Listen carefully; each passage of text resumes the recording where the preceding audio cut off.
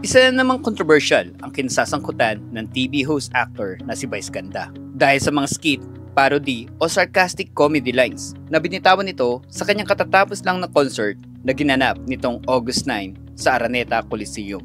Tila madami ang nagtaas ng kilay o hindi natuwa nang gawin nitong katatawanan o parody ang mga salita ng dating Pangulong Rodrigo Roa Duterte.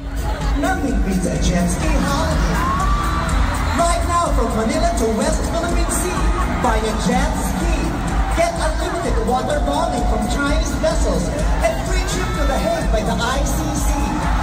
Promo applies to DDS only. Big lawaks or BBMs are banned and prohibited.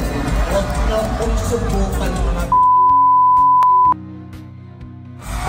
Sa parehong concert ay nagawa din itong gawing subject ang kasalukuyang Pangulo na si Pangulong Bongbong Marcos. Ba't kayo natin dito? Hindi namin pwedeng mag-miss yung concert ko. Sure. Kaya na-appreciate ko, kahit busy-busy ang ating Pangulo sa Malacanang nandito. Bumati, mahal na Pangulo, bumati ka naman. Oo, si Senator Chris nandiyan, bumati ka ng mahal na Pangulo. All our fellow Filipino.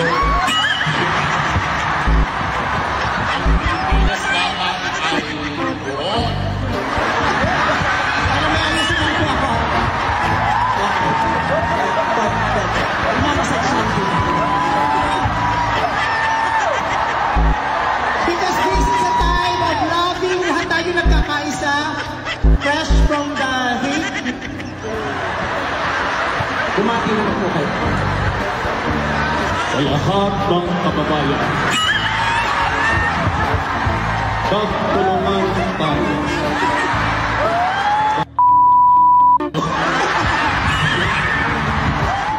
Umani ng sari-saring reaksyon, komento ang nasabing pangyayari mula sa mga netizens. Ikaw, anong masasabi mo? Please comment down below.